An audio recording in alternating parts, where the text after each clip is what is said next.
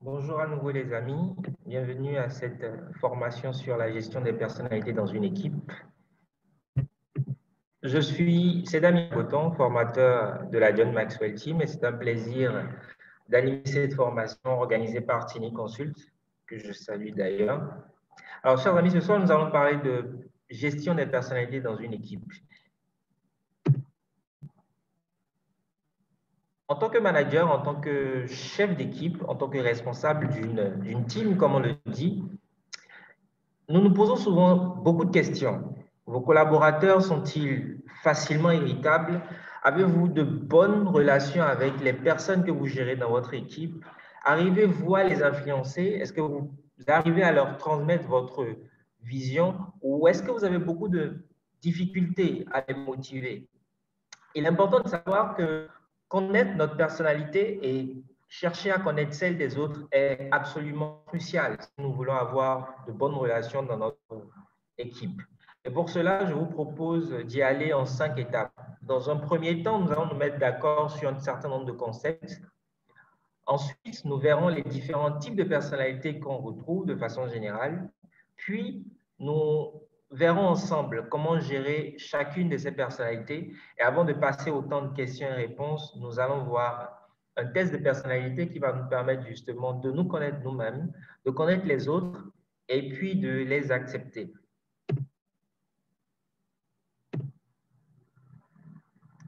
Alors, mon tempérament est mon vrai moi. Ce que je revêt par-dessus constitue ma personnalité. Lorsqu'on parle de personnalité, il est important de faire la différence entre ce qu'est un tempérament, ce qu'est un caractère et une personnalité. Le tempérament est d'origine héréditaire, donc il est difficile de le modifier. Il est manipulable ou changeable en fonction des conséquences et des expériences que nous vivons. Il nous est attribué de façon naturelle, comme je l'ai dit, en fonction également de notre milieu de naissance, de nos expériences et de ce que nous avons vécu en famille, en société et dans notre vie, tout simplement. La seconde notion qu'il est important de savoir est ce qu'on appelle le caractère, qui est fonction de ce que vous vivez dans votre environnement, de l'environnement dans lequel vous êtes. C'est la composition de la personnalité qui englobe le tempérament, qui est héréditaire, d'origine héréditaire, comme nous l'avons souligné tout à l'heure, et l'ensemble des habitudes éducatives et relationnelles qui ont été apprises par la personne dans la société, dans son environnement. En fait, c'est un aspect aussi bien inné qu'acquis. Et il est important de savoir que le caractère est la partie de nous-mêmes qui est définie ou déterminée par notre environnement et par ce que nous vivons au quotidien. Le troisième élément, qui est la somme des deux, est ce qu'on appelle la personnalité, qui est la somme de ce qui est héréditaire, donc le tempérament, et de ce qui est acquis dans l'environnement, et donc le caractère. Et la personnalité est donc le résultat de la somme du caractère, tempérament et habitudes apprises et du comportement humain. À présent, nous allons passer aux différents types de personnalités. Il est important de savoir que Hippocrate, médecin grec du siècle de Périclès, mais également philosophe, a été considéré comme le père de la médecine. Et donc, à l'époque, Hippocrate a parlé de la théorie des 4 humeurs. Et dans la Grèce antique, il a été l'un des tout premiers à tenter d'expliquer le tempérament. Et ce médecin, qui était une référence, considérait que la personnalité et l'état de santé d'une personne dépendaient en effet de l'équilibre entre 4 types de substances qu'il appelait la bile jaune, la bile noire, le flegme et le sang. Et il appela ces éléments les humeurs corporelles. Et donc, le sang venant du cœur confère le caractère jovial, chaleureux d'une personne. La bile jaune venant du foie confère le caractère colérique.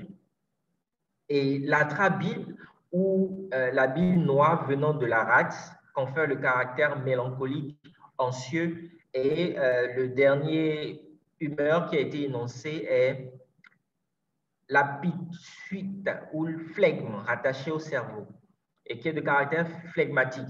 Et donc, il est important de savoir que nous avons en gros 4 types de personnalités. La personnalité sanguine, colérique, mélancolique et flegmatique. Plus tard, des siècles après, Galilien de Pergame, qui est médecin grec de l'Antiquité, en prenant bien évidemment en considération les études réalisées par Hippocrate, catégorisa les personnes selon leur tempérament. Et donc, il distingue 4 classes de personnes en fonction des éléments que nous avons vus tout à l'heure. La première personnalité ou le premier type est le sanguin, jovial, comme on l'a dit tout à l'heure, chaleureux. Ensuite, nous avons ce qu'on appelle le colérique. Colérique qui, nous verrons plus tard, a bien évidemment des qualités et également des défauts comme tous les types de personnalités. Le troisième type de personnalité est le mélancolique. Nous verrons en détail un peu plus tard les caractéristiques qui définissent chaque type de personnalité. Et pour finir, nous avons ce qu'on appelle les flegmatiques. Je rappelle que le sang sanguin vient du cœur, la bile jaune colérique vient du foie, la bile noire mélancolique vient de la rate, et pour finir, le flegme pour les flegmatiques qui est rattaché au cerveau de l'être humain. À présent, aux particularités, les qualités et les défauts de ces différents types de personnalités. Il est important de savoir que les personnalités, les personnes de type sanguin sont des personnes attirantes, qui ont le sens de l'humour, qui sont sincères, parfois dramatiques et émotives parce qu'elles ont tendance à forcer un peu sur les détails lorsqu'elles racontent des histoires. Ce sont des personnes très spontanées, très volontaires, qui sont toujours disponibles pour faire des activités dans une équipe. Et il est agréable d'avoir des personnes dans sa team, dans son équipe, qui sont très dynamiques et qui sont très ouverts au fait de faire de nouvelles activités. Les sanguins sont très énergiques et très enthousiastes, c'est-à-dire qu'ils font beaucoup de leurs tâches avec enthousiasme, avec énergie, et une facilité d'adaptation qui est très impressionnante parce qu'ils sont des personnes qui arrivent à se fondre dans la masse, comme on le dit. Malgré toutes ces qualités, il est quand même important de remarquer que les sanguins sont quand même des bavards invétérés. Ce sont des personnes, comme je l'ai dit, qui sont très ouvertes et ont tendance à exagérer dans les histoires qu'elles racontent et dans les choses qu'elles font aussi, tout en donnant beaucoup de détails.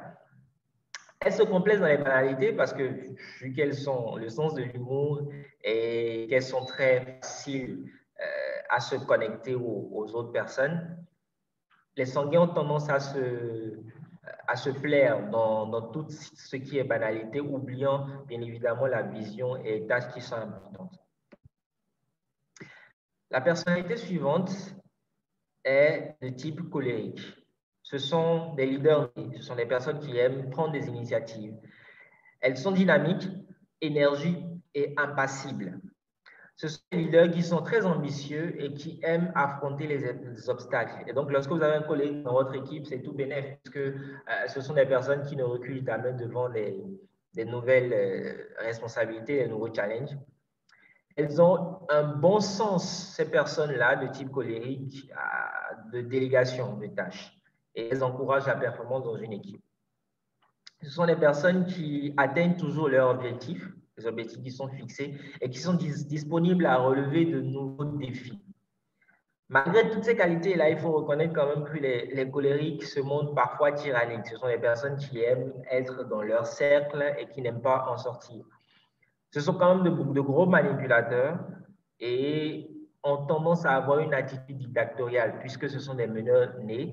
Ce sont des personnes qui aiment tout contrôler et parfois se montrent assez arrogantes avec les autres membres de l'équipe.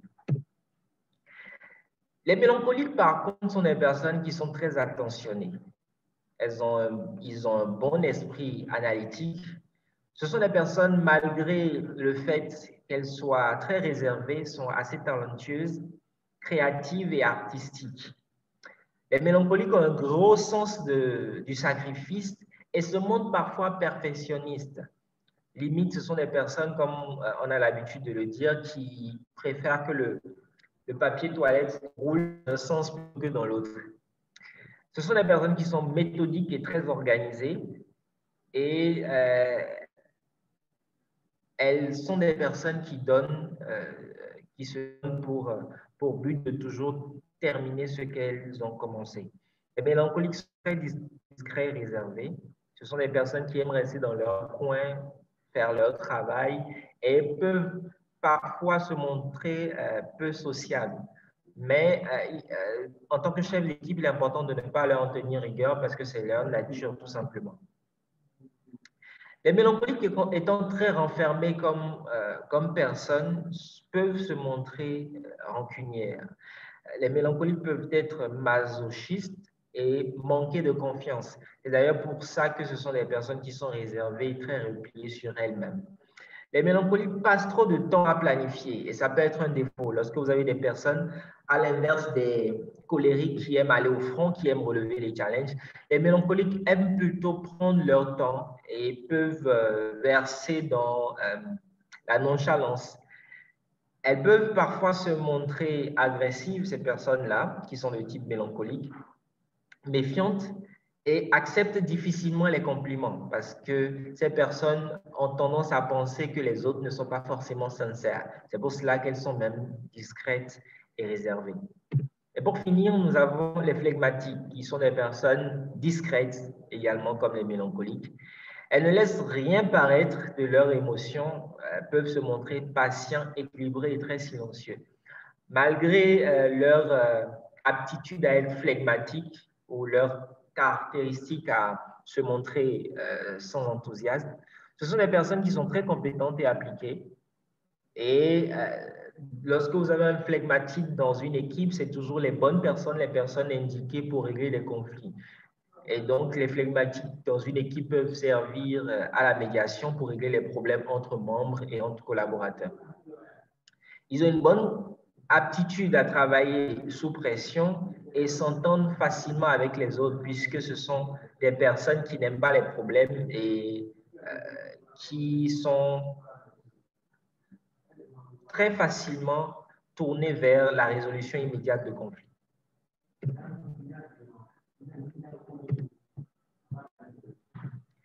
Les flegmatiques, par contre, manquent d'enthousiasme. Ce sont des personnes qui peuvent se montrer égoïstes et timides et réservées. Les flegmatiques peuvent parfois donner l'impression de manquer d'ambition et sont un peu lentes à la détente. Ce sont des paresseux et des personnes qui s'opposent à tout ce qui n'est pas habituel. Alors, à présent que nous avons une idée assez claire sur les différents types de personnalités, quelles sont les caractéristiques, quels sont leurs atouts, quels sont également leurs défauts, il est important de savoir comment est-ce que nous gérons chaque type de personnalité dans une équipe. Rappelez-vous, maîtriser, connaître les différents types de personnalités, savoir les appréhender est capital si nous voulons avoir de l'influence dans notre équipe. À présent, laissez-moi partager avec vous les 5 commandements du chef d'équipe, les 5 règles que doivent suivre tous les leaders qui désirent avoir de l'influence dans leur équipe et drainer toute cette équipe-là vers leur vision et leur ambition. Le premier commandement est: ton équipe, tu connaîtras. Parce qu'il est important de savoir quelles sont les forces, quelles sont les faiblesses de mon équipe.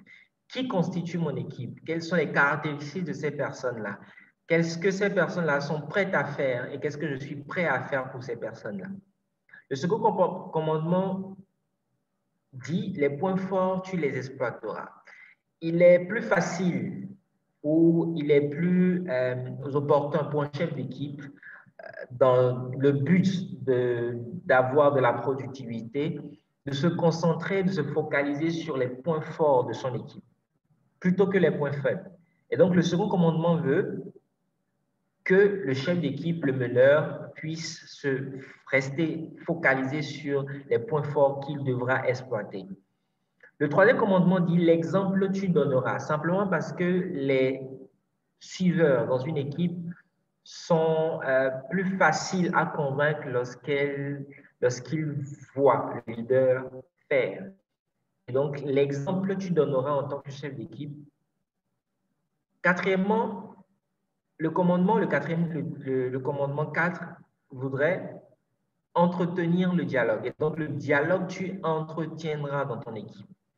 Il est important de régler les conflits tôt, de permettre à chacun d'être au même niveau d'information. Et nous avons vu tout à l'heure que les flegmatiques peuvent être de vrais atouts dans les règlements de conflits et dans la communication. Cinquième commandement, chaque membre, tu valoriseras.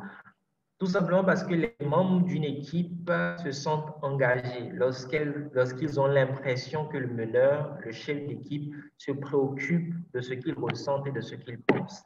Et donc, chaque membre de ton équipe, tu valoriseras en tant que chef d'équipe. Alors, comment gérer le sanguin? Sachez accepter ses défauts et félicitez-le pour ses réalisations. Comme on l'a dit, ce sont des personnes qui sont très enthousiastes. Et il est important en tant que meneur de pouvoir être tolérant vis-à-vis de leurs défauts. Il faut l'aider à relativiser, à se focaliser sur ses points forts parce qu'on l'a dit, ce sont des personnes qui vont aller dans beaucoup de détails, qui vont s'accabler pour rien du tout. Soyez clair et transparent dans votre management afin de lui laisser aucun doute ou ne générer aucun malentendu quant à une décision particulière ou la répartition des missions. Soyez clair et transparent avec le sanguin parce qu'il a besoin de se sentir en confiance. Proposez-lui de s'inscrire dans un programme de formation ou d'accompagnement, comme un programme de coaching ou un programme de mentorat pour justement lui permettre d'apprendre à mieux s'organiser, à mieux se planifier. Il est important d'aider le sanguin si on veut tirer profit de ses avantages, à ne pas accepter plus qu'il n'en faut. Parce qu'on l'a vu, le sanguin est quelqu'un de très disponible et donc il va accepter toutes les tâches pour ne pas frustrer ou pour ne pas mettre mal à l'aise ses collaborateurs, alors qu'il n'a pas une bonne capacité de planification d'organisation. Et donc il est important en tant que leader justement à dire non quand il le faut, afin de se focaliser sur les tâches qui sont importantes et qui sont prioritaires. Avec le colérique, il faut éviter d'entrer dans les jeux colères parce que ce sont des leaders nés, on l'a vu, ce sont des personnes qui aiment avoir raison. Donc, il faut insister pour que le dialogue se passe dans les deux sens. Il faut l'écouter et il faut également faire en sorte qu'il accepte votre avis. Essayez de voir les choses de sa position. Il est plus facile de communiquer avec quelqu'un lorsque vous mettez à sa place et que vous lui donnez l'impression de comprendre les choses de son point de vue. Restez focalisé sur ce qui concerne le travail. Ne pas vous intéresser à sa vie, soit un sanguin, un colérique ou peu importe une personnalité. Et surtout avec les colériques, faites en sorte de ne pas demander une extérieure en tête de ce projet.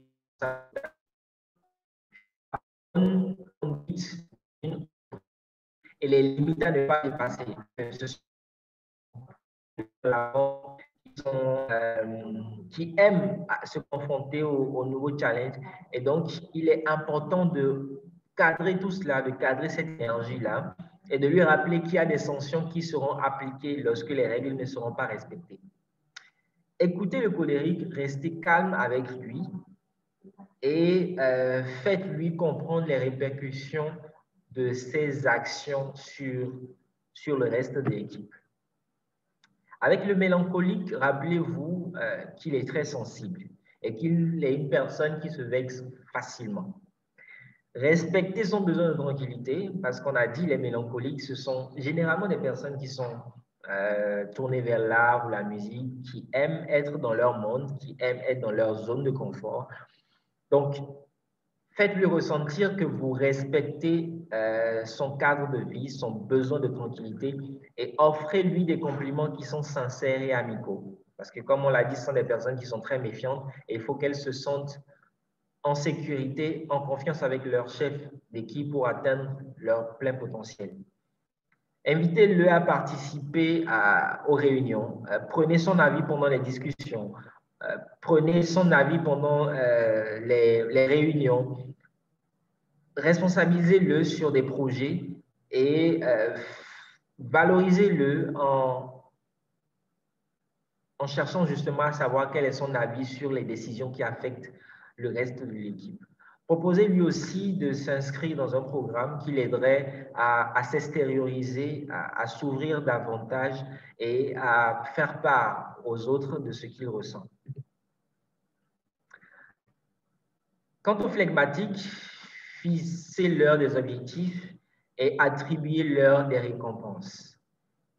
Sachez qu'ils ont un grand besoin de motivation, donc il est important de lui proposer des missions, des activités, des projets, des tâches qui l'aideraient à se sentir bien dans ce qu'il fait d'habitude. Trouvez ce qui l'intéresse le mieux et confiez-lui des tâches qui ont rapport avec cela.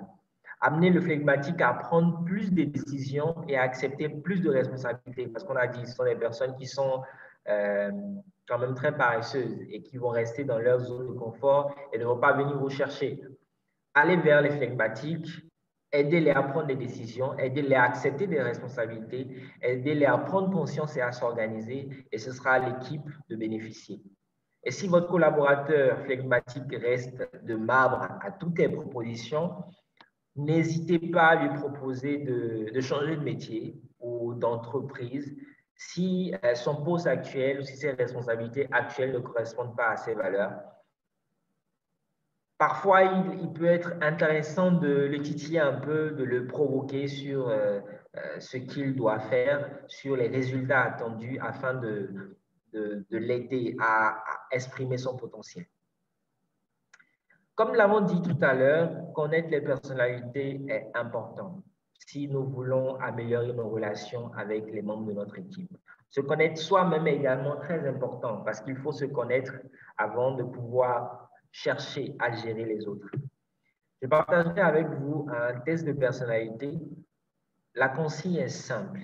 Proposez, procéder ligne par ligne et cocher les adjectifs qui vous qualifient le mieux et vérifiez que vous avez bien coché chacune des 40 lignes. Prenez vraiment le temps de faire ce test-là parce qu'il est important de choisir les bons qualificatifs. Vous pouvez également prendre l'avis de quelqu'un qui vous connaît le mieux, un collaborateur, une personne de votre famille, une connaissance qui est très à l'aise avec vos forces, mais également vos faiblesses, parce que dans ce test-là, il faudra également cocher tout ce qui nous caractérise comme faiblesse, arrogance, autoritaire, pudique, en fonction de la personnalité. Une fois que vous avez coché tout cela, faites les totaux, combinez les totaux des avantages, des forces et des faiblesses et regardez là où vous avez le meilleur score. Le score le plus grand définit votre type de personnalité. Mais attention, vous pouvez arriver à la fin de cet exercice avec deux personnalités qui ont le même score parce qu'aujourd'hui, vous devez savoir que le type de personnalité n'est pas figé. Vous pouvez avoir des personnalités mixtes comme sanguin colérique, colérique mélancolique, mélancolique flegmatique ou sanguin flegmatique. Il y a ce qu'on appelle les types mixtes qui sont l'association de deux personnalités. Chers amis, je vous remercie de votre attention. Je reste ouvert à toutes vos préoccupations, toutes vos questions. Rappelez-vous qu'il est important de se connaître soi-même avant de chercher à gérer les autres. Connaître les personnalités est crucial si nous voulons améliorer nos relations à l'intérieur de notre équipe et si nous voulons que les membres de notre équipe atteignent leur plein potentiel. Merci de votre attention. Je reste disponible pour toutes les questions dans le chat. Nous allons prendre, je me ferai un plaisir d'y répondre. Merci.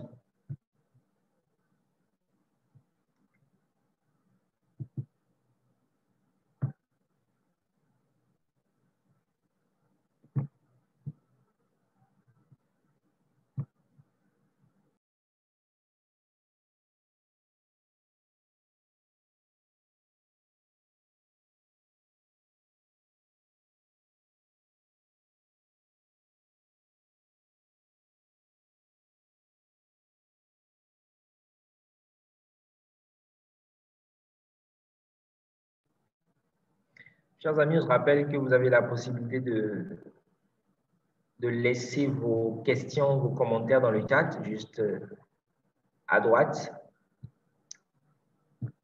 Alors, j'ai un message de M. Serge Wilfried Adiala. Merci pour la présentation, mais j'ai été sur ma faim que vous n'ayez pas parlé justement de l'influence des tempéraments sur la personnalité des collaborateurs et leur performance. Je pense que nous avons parlé des avantages et des faiblesses également de chaque tempérament.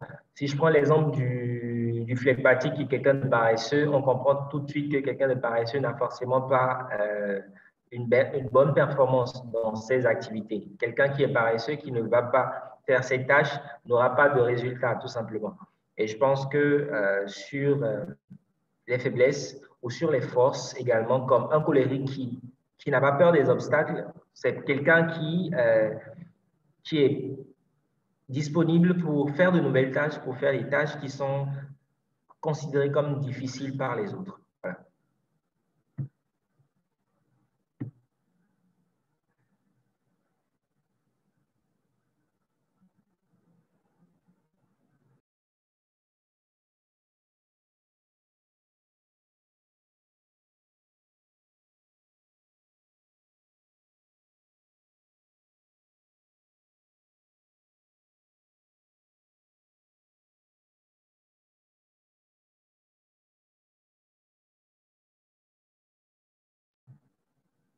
Alors, comment pensez-vous, pendant un recrutement déjà sérieux, Monsieur Serge, je vous propose de réécrire la phrase parce que je pense qu'il y a un mot qui est peut-être omis ou mal écrit.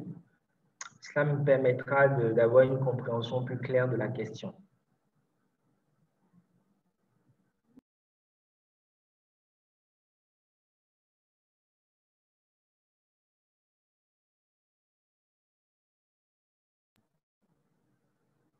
Alors, si vous désirez prendre la parole, il suffit de lever la main avec l'icône en bas à droite.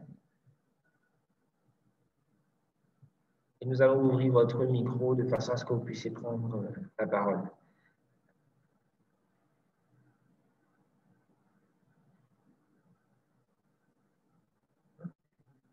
Alors, je parle de comment sérier les profils. Alors, je ne comprends pas le mot sérier, peut-être que quelqu'un d'autre. Alors, je vais vous donner la parole pour que vous puissiez nous exprimer mieux ce que vous voulez dire. Monsieur Wilfried. Bonjour, Monsieur Agoton. Bonjour, comment allez-vous aujourd'hui? Bon, grâce à Dieu, ça va très bien. Merci. Merci de votre présentation. C'est un sujet intéressant, davantage intéressant qu'il est important de connaître ceux avec qui nous travaillons tous les jours. Ce que je voudrais poser, en fait, en termes de questions, en fait, j'ai plusieurs questions, bien entendu. Alors, ce que je voudrais savoir ici, heureusement que vers la fin, vous avez parlé de la mixité, justement, des différents tempéraments qui peuvent intervenir et influencer les caractères des individus auxquels nous avons affaire et même les nôtres également. Hein. Donc, ce que je voulais dire, c'est que si nous avons malheureusement à avoir un grand nombre de gens qui sont peut-être flegmatiques au sein de notre entreprise, au sein de notre équipe, comment est-ce que nous devons faire finalement? Est-ce qu'il n'y a pas une proportion, c'est-à-dire en sériant déjà au moment des recrutements, est-ce qu'il n'y a pas une proportion sur laquelle nous devrions, pour être plus performants dans toute l'équipe, nous focaliser? Autrement dit, est-ce que comme les sanguins sont plus actifs, sont plus affables, est-ce qu'un service commercial, par exemple, ne devrait pas être plus composé de gens sanguins que de flegmatiques, etc., etc. Voilà un peu comment serrer, je propose. Je voudrais savoir s'il ne faudrait pas serrer et comment il faudrait le faire dès le départ, dès le recrutement. Merci. Merci pour cette question très pertinente. Alors, je vais être sûr de comprendre. Alors, comment est-ce que pour un poste, en fonction des aptitudes, est-ce qu'il faut choisir un type de personnalité qui est adéquat? C'est bien ça, qui correspond à ce profil-là de poste qu'on veut. Bien Oui, évidemment, c'est déjà ça. en fonction du poste que vous recherchez, c'est vous qui définissez les critères de recrutement. Donc, si vous voulez recruter des colériques parce que vous savez qu'ils ont cette aptitude-là à aller vers les gens, vous recrutez les colériques, mais vous les formez toujours après pour que leur défaut ne soit pas un frein à leur évolution dans le poste. Vous pouvez également recruter des flegmatiques et les former de façon à ce qu'ils aient cette capacité-là à aller vers les gens. Il faut comprendre que la personnalité peut évoluer en fonction de l'environnement et des expériences que nous vivons. C'est-à-dire qu'aujourd'hui, vous pouvez avoir un type, je dis n'importe quoi, flegmatique, mais parce que vous avez suffisamment travaillé sur vous, vous avez plus d'aptitude à aller vers les gens aujourd'hui, à parler en public, à affronter les obstacles, que lorsque vous faites votre test de personnalité, vous avez plus une tendance à être colérique. Donc, première chose, il faut recruter en fonction des besoins et il faut garder en option le fait qu'il faut former les gens pour tirer beaucoup plus parti de leur force et ne pas se concentrer exclusivement sur leurs faiblesses. Voilà. Je vous J'espère que remercie. c'est la question. Merci beaucoup. Il y a d'autres questions, hein, si vous voulez bien. Je ne sais pas, sauf si vous avez d'autres intervenants. Oui. Allez-y. On sait que l'habitude est une seconde nature. Vous avez, par exemple, au moment de planifier des activités du personnel qui est quand même à un niveau de responsabilité et qui malheureusement n'arrive pas à planifier malgré tout ce que vous avez dû faire, comme vous avez préconisé des conseils tout à l'heure, parmi lesquels il y a lui faire prendre part à des programmes de formation qui le renforcent du point de vue professionnel, notamment dans une meilleure planification de ses tâches, de ses divers projets dont il est chargé ou dont il est responsable. Et vous vous rendez compte à la fin que malgré tout cela, où il trouve que les projets sont chronophages et que c'est lui qui est toujours, enfin, il est en retard tout le temps sur les projets. Il trouve que les projets sont chronophages et vous avez envie, bien entendu, de mettre en place, de mettre en œuvre votre sanction sur laquelle vous l'avez déjà sensibilisé, comme quoi il y aurait effectivement sanction si les tâches ne sont pas exécutées dans les délais ou dans les termes. Alors, mais voilà qu'il y a récidive, qu'il y a insistance. Comment est-ce que, pour ne pas démotiver votre collaborateur, vous estimez qu'il faut le prendre dans ces conditions-là? Alors, la question est comment est-ce qu'un individu est, enfin, comment faire lorsque cet individu est réfractaire par rapport à vos propositions de justement l'aider à améliorer ses compétences? C'est bien cela? C'est bien cela. Alors, il y a toujours l'option de lui poser la question de savoir qu'est-ce qui l'intéresse déjà. Qu'est-ce qui l'intéresse? Et s'il n'y a absolument rien dans l'activité qui l'intéresse, peut-être que le poste auquel il est ne l'intéresse pas. Donc, peut-être lui proposer de changer de poste ou de changer d'entreprise ou de changer de métier. Parce que vous avez un collaborateur qui n'est pas motivé malgré toutes les bonnes actions que vous faites pour justement l'aider à prendre conscience de son potentiel. C'est que certainement, il n'est peut-être pas bien dans son environnement. Il faut chercher à savoir pourquoi il n'est pas bien dans son environnement. Vous cherchez à savoir également si le poste l'intéresse ou s'il est là par défaut. Parce que certaines personnes sont dans des activités simplement parce qu'ils elles cherchent, certaines personnes, une source de revenus. Donc, si votre collaborateur n'est pas intéressé à ça du tout, il faut lui proposer de faire autre chose de façon simple, mais il faut lui faire confiance qu'en fait, c'est peut-être pas le poste qu'il lui faut et qu'il exprimera son potentiel ailleurs. Très bien. Comment est-ce que, une dernière question, s'il vous plaît, parce que je ne vais pas en aligner pour vous tout le temps. Alors, une dernière question, ce sera de savoir pour gérer, qui sont les tempéraments davantage qui procrastinent? Quels sont? Quels sont les tempéraments? Qui sont les profils de tempérament qui davantage procrastinent? qui procrastinent. Alors, vous avez les flegmatiques. Vous avez les flegmatiques qui aiment remettre à demain. Vous avez les sanguins qui sont parfois obligés de remettre à demain parce que justement, ils prennent beaucoup de tâches distribuées à tout le monde. Ils n'ont pas le temps de faire les tâches et ils se retrouvent dans un environnement où ils reportent à demain sans forcément que ce soit peut-être voulu, mais ils n'ont pas le temps de le faire. Merci. Merci bien. Merci de vos réponses. Alors, je vois Madame Vodounou, je vais ouvrir votre micro de façon à ce que vous puissiez.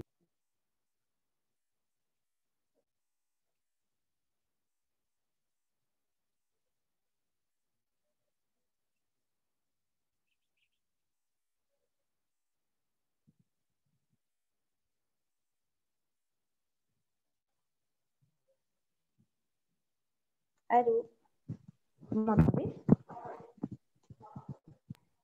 On vous entend, oui. Ok.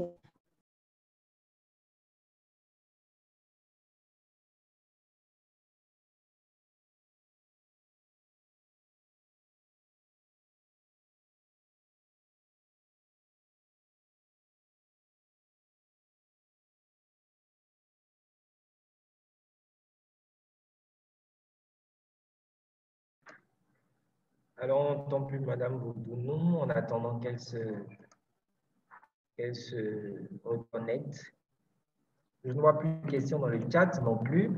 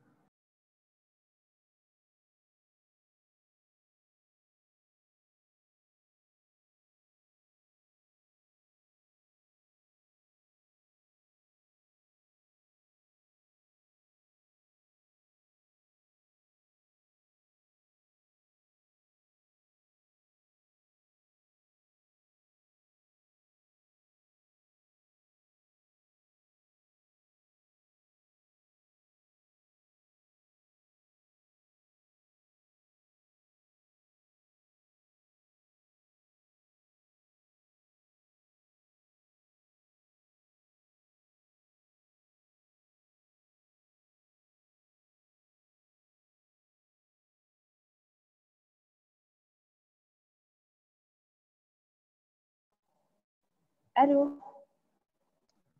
On vous entend maintenant.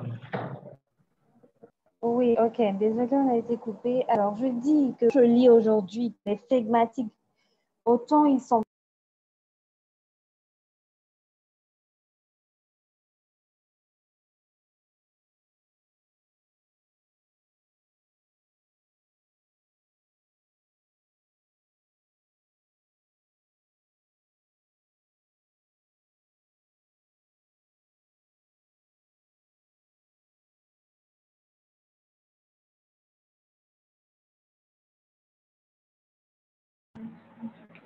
C'est bon. Allô? Oui, allô? Ok. Alors, je repose ma question, désolée.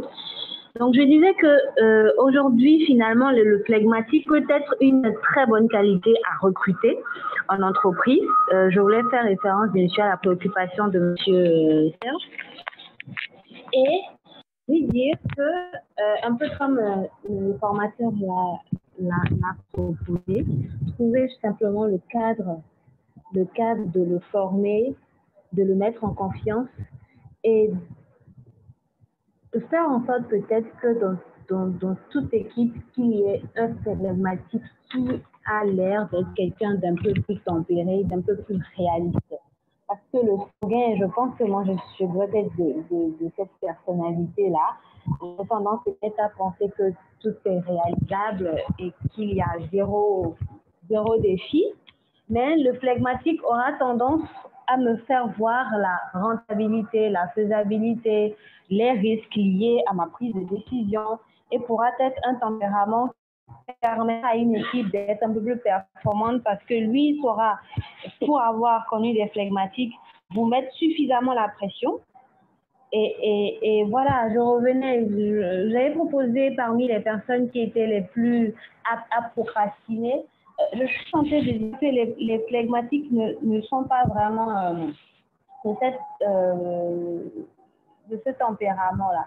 Je pense que la procrastination chez eux, ce sera simplement lié au fait que ce ne sera même pas de la procrastination parce qu'ils ne veulent même pas prendre plusieurs activités à la fois qu'ils ne sont pas capables en fait de réaliser ces projets-là dans les délais. Et c'est les personnes qui...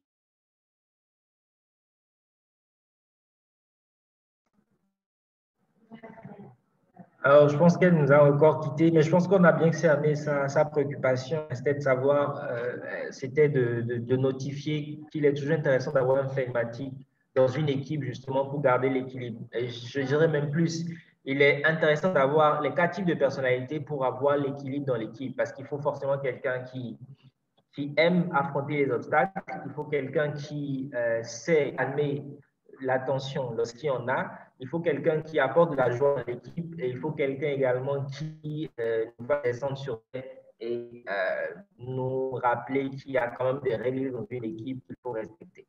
Voilà.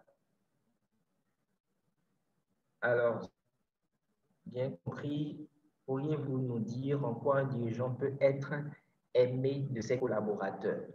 Alors, comment un dirigeant peut être aimé de ses collaborateurs? Je suis tenté de vous demander, qu'est-ce que vous aimez chez un dirigeant que vous suivez? Moi, quand un dirigeant demande mon avis, me valorise, j'aime les dirigeants qui ont une vision, qui nous font comprendre de façon claire où est-ce qu'on va. J'aime les dirigeants qui se préoccupent de nos forces et de nos faiblesses, qui les acceptent justement. Donc, comment est-ce qu'un dirigeant peut être aimé de ses collaborateurs en les valorisant et en se préoccupant d'eux? Parce que les gens sont forcément plus investis, ils se sentent beaucoup plus concernés lorsqu'ils ont l'impression qu'on se préoccupe d'eux. Que ce soit des personnes qui sont rémunérées ou que ce soit des bénévoles, il est important pour ces personnes-là, pour leur engagement, de comprendre, de savoir que le meneur, le leader se préoccupe d'eux. J'espère avoir répondu à votre question.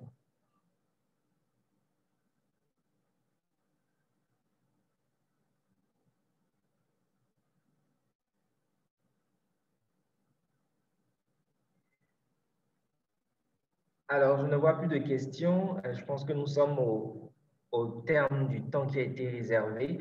Je rappelle mes coordonnées, mes contacts. Vous pouvez m'écrire à l'adresse sedami@agboton.net. Je me ferai un plaisir de répondre à vos préoccupations. Merci à tous pour votre disponibilité, pour votre temps. J'espère que nous nous retrouverons très prochainement pour d'autres moments de partage. Bonne fin de semaine à chacun et que Dieu achève en nous ce qu'il a commencé.